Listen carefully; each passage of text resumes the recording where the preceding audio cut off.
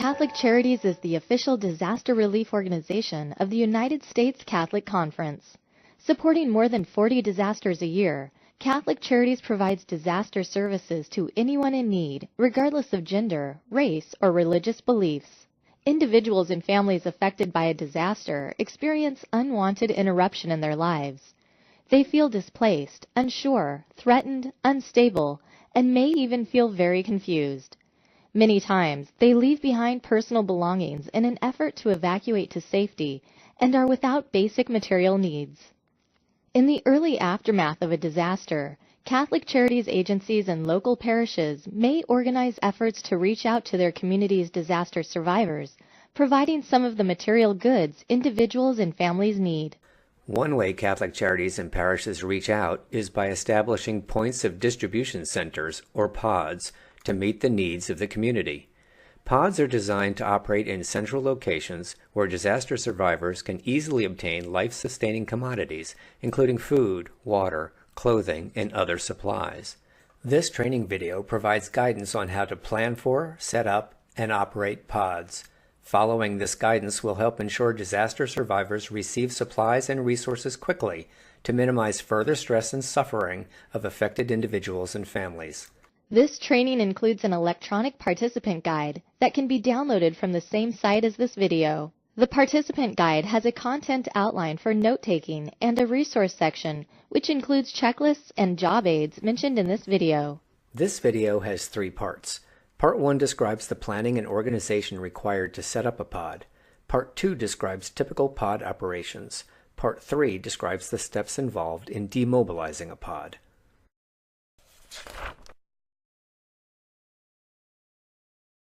The decision to establish a pod, the plan for its setup, and its operational objectives should be based on a needs assessment, which includes assessments of resource deficiencies and demand, locations of affected populations, availability of resource essentials, and active local partners.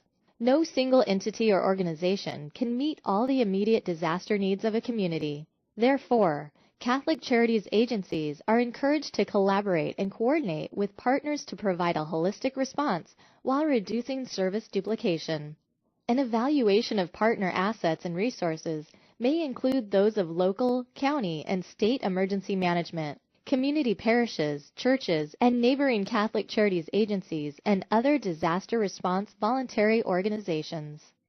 Post-disaster impact assessments and affected population demographics are important considerations when local agencies make decisions about pod locations. They help determine the type and amount of resources required to meet local population needs. They also help determine the size and type of pod to be established. Pod locations should be safe and easily accessible by disaster survivors. That means finding a location with easy access to and from main routes, ample parking space, safety and security, and availability for the duration of distribution. A pod site also needs adequate points of entry and exit for receiving material donations and distributing goods, sufficient space for storage of supplies, and designated space for staff and volunteer breaks, eating, and sanitation. Hazard assessments are necessary on any site being considered. The process identifies hazards such as downed power lines, broken pavement, raw sewage, mold in buildings, uncontained chemicals, or structural instability, and ensuring that the site is not located in a flood hazard area, is accessible to emergency services, and can be insured. A sample site hazard assessment checklist is included in the resources section of your participant guide. It provides more specifics on what to look for when assessing site hazards. The results of the post-disaster community impact assessment are used to determine the type and amount of goods needed by the disaster survivors. Commonly needed items include shelf-stable food for meals, snacks, bottled water, daily hygiene supplies, supplies for babies and small children, cleaning supplies, basic tools and hardware, and safety supplies such as masks, gloves, and goggles. Determining where to obtain goods is just as important as knowing what is needed. Potential sources include donations from individuals, parishes, private organizations, and corporations, local, state, and federal government relief and disaster response agencies, and CCUSA, which can assist with making connections to national partners. Communication with potential donors and the public is essential. They need to know the location where donations can be accepted, the type of supplies being requested, the hours of operation, and a website or Facebook address where more information can be found. Informing the public about donation locations is important because after a disaster there is an outpouring of in-kind donations, such as food, clothing, and medicines from people eager to help in any way possible. Communication should stress that only requested goods will be accepted for donation. Unsolicited, unsorted, and sometimes inappropriate in-kind donations can overwhelm a pod operation. The setup and operation of a pod, no matter how large or small, requires a number of staff and volunteer positions. In smaller or under-resourced pods, people may have more than one role, and jobs may be shared by several people. Not every pod operation requires all the roles discussed in this video. Agencies and parishes can determine staffing and volunteer levels based on the demands of their local situation. Volunteers are critical during any disaster. While each diocese has specific procedures and requirements for engaging volunteers, all dioceses should ensure volunteers are registered properly and sign appropriate waiver forms. A sample volunteer waiver form is included in the resources section of the participant guide. A successful pod operation needs at least one person to act as the pod site manager. The manager is responsible for the safe operation of the pod, overseeing staff and volunteers, and management of donations being received and distributed. An important pod manager responsibility is coordination with local law enforcement. When opening a pod, the site manager contacts the local law enforcement agency to inform them of the pod site location, its hours, and the approximate duration of activation. Depending on the size of the disaster, pod sites may require extra security and/or traffic control assistance from local law enforcement officials. In larger pods, pod coordinators or assistant managers may be needed to manage specific functions of the pod, such as distribution of goods or coordinating between the warehouse and distribution center.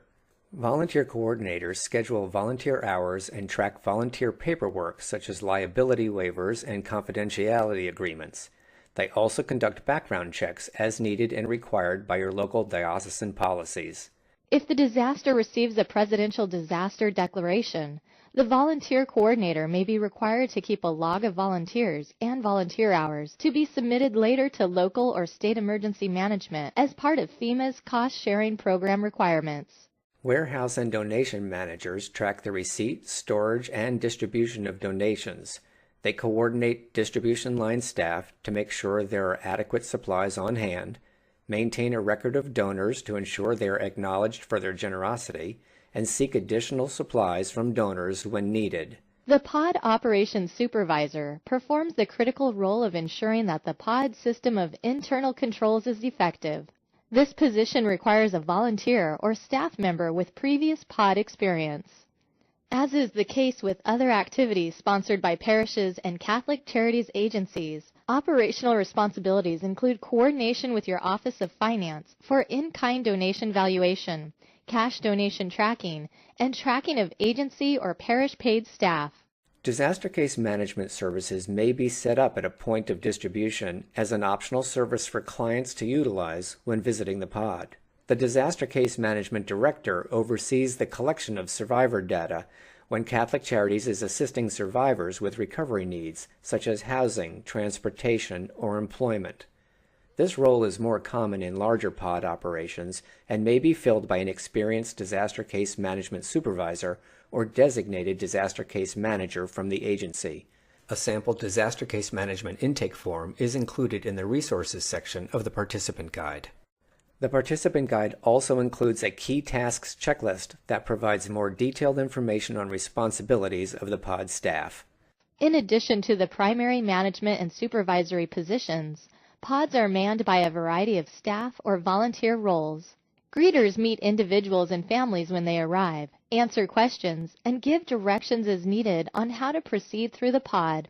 Resource supply sorting staff help categorize, organize, and label goods for distribution. Traffic controllers help maintain the safety of drivers, pedestrians, and the volunteers who load supplies. This may be especially important in a larger operation or at sites with several traffic lanes. Even in smaller locations, supplies may be delivered to on-site storage areas via large trucks. Traffic controllers ensure that truck drivers know where to offload goods, keeping the distribution operation flowing smoothly. Loading team leaders are sometimes needed in large operations to keep the loading operation running safely and efficiently. If you have even one forklift in your loading operation, a qualified forklift operator must be available to operate the equipment. In large and ongoing operations, someone may be designated as the communications manager. This position serves as the central point of contact for any media or public relations activity. The communication manager position may not be a full-time role, but it is still an important part of the success of the pod. This position could be filled by someone in your agency or diocese with media and communications experience.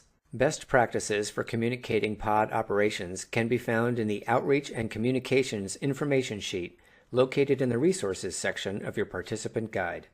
Depending on the size of the pod operation, equipment needs may be extensive. Budget and availability will determine if the equipment is borrowed, rented, purchased, or needs to be donated. Common pod operations equipment is listed on the screen and in the participant guide. It is extremely important to use a formal accounting system in pod operations. This may include applying and following existing parish or agency financial controls to track donations, expenses, and disbursements, keeping a strict accounting of cash and gift card donations and distribution, and conducting daily inventories.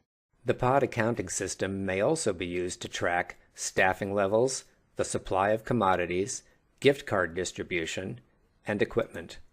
2 sample inventory forms, one for equipment and one for supplies, are included in the Resources section of your participant guide.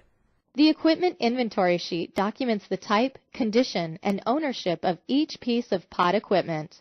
The supply inventory sheet tracks items received, distributed, and remaining in stock. If the supplies are inventoried daily and communicated appropriately, the warehouse can better maintain an appropriate level of supplies because the communications manager can contact donors about supplies that are still needed or are no longer required. You probably agree that planning and organizing a pod to best meet the needs of a disaster-affected community is an important part of early recovery activities. Think about your community partners, your resources, and the staff and volunteers available to your agency or parish. If a disaster occurs, with which organizations and entities would you work to assess community needs and identify available resources? Have you already established relationships with them and identified points of contact? Consider the staff and volunteers with whom you work on a regular basis.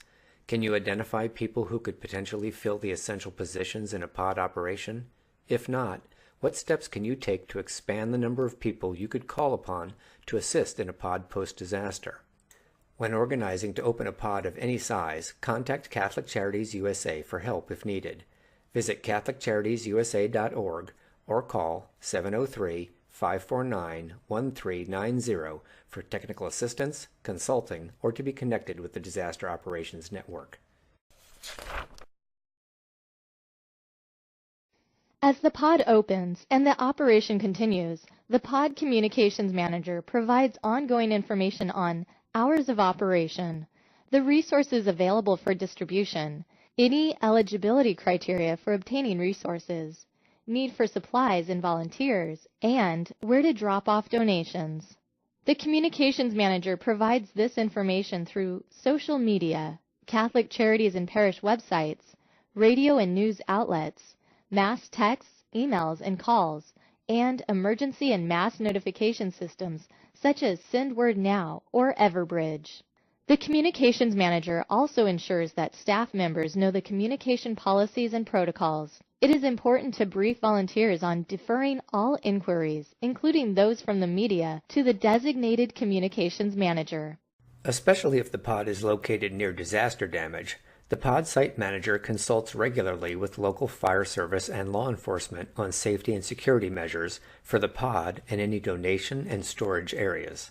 Staff are responsible for maintaining their personal safety by keeping work areas free of debris, tripping hazards, and spilled liquids, wearing proper attire such as protective footwear and clothing, reporting illness, injuries, or incidents immediately to the pod manager, asking questions, and staying alert to potentially hazardous situations. Pod site managers ensure all personnel are aware of and have access to safety rules and procedures. The resources section of the participant guide also includes some sample safety discussion topics adapted from the FEMA U.S. Army Corps of Engineers course, Guide to Points of Distribution. They cover proper lifting, weather-related injuries, forklift safety, and proper use of fire extinguishers. When pods are open for extended periods, site managers or their designees conduct regular safety assessments of the entire operation.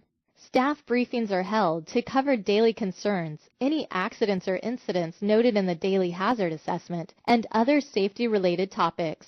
The primary purpose for these briefings is staff well-being and organizational risk mitigation. Staff and volunteers should be required to participate in these safety briefings and follow all pod safety protocols. In addition to safety briefings, pod site managers provide staff with training on the use of personal protection equipment, or PPE, that may be required for jobs in the pod. This equipment may include head, face, and eye protection such as hard hats, goggles, and masks, protective gloves and boots, vests, jackets, protective clothing, and other PPE items needed to withstand hazard-specific threats, high visibility gear for staff working in traffic areas, sunscreen, and insect repellent. The sample daily site hazard assessment form included in the resources section of the participant guide provides a good overview of pod safety concerns. To ensure the smooth daily operation of the pod site manager and other key staff perform several tasks daily. Often, they work with the volunteer coordinators to ensure sufficient volunteer staffing to cover pod activities. Conduct a daily needs assessment, monitoring supply consumption or burn rates, and coordinate with the warehouse manager to request commodities. Items included in the daily assessment are included in the participant guide.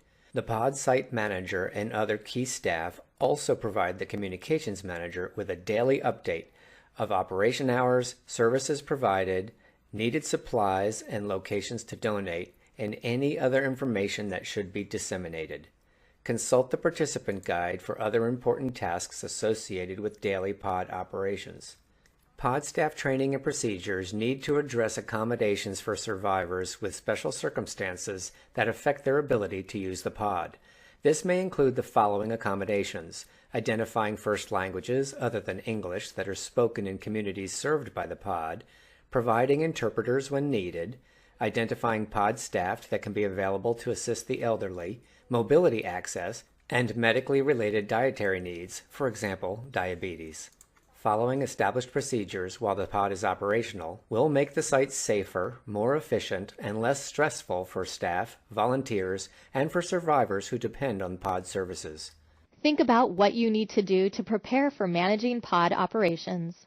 What systems does your agency have in place now to communicate information of importance to the public and internally to your staff and network of volunteers? What do you need to work on now to be ready to meet internal and external pod communications requirements? Are you prepared to train pod staff and volunteers? What types of ongoing training may be needed? What training resources do you already have? Use of PPE and taking other safety measures? Conducting inventory? Documenting donations received? Assisting disaster survivors with special needs? When operating a pod of any size, remember CCUSA is available to help. Visit CatholicCharitiesUSA.org or call 703-549-1390 for technical assistance, consulting, or to be connected to the Disaster Operations Network.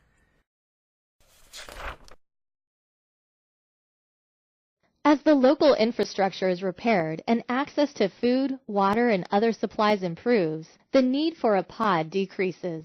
When it is time to close the pod, its management team uses all public information outlets available to announce the pod closing. includes information on alternative sites for people who continue to need basic supplies, and, if possible, provides up to 72 hours notice before shutting down operations. When closing a pod, there will be important documentation requirements.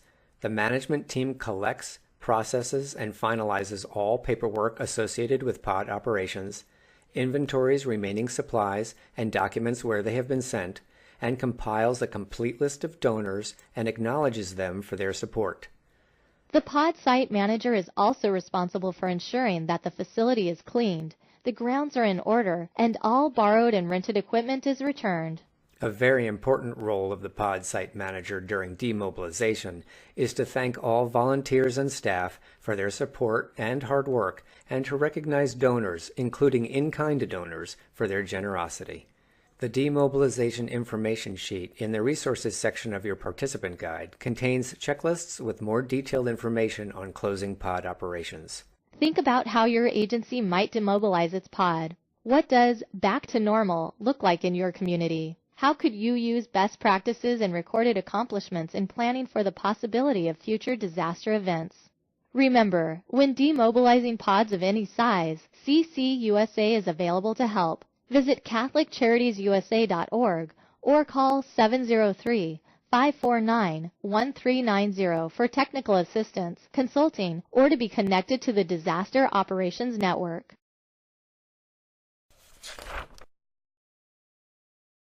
This video outlined information that will be useful for parishes and Catholic Charities agencies as they plan for, set up, and operate points of distribution after a disaster. The Resources section of the participant guide contains job aids, including the sample forms discussed during this training. You may use or adapt these forms for your pod operation as needed. Visit Catholic Charities at CatholicCharitiesUSA.org or call 703-549-1390 for more information.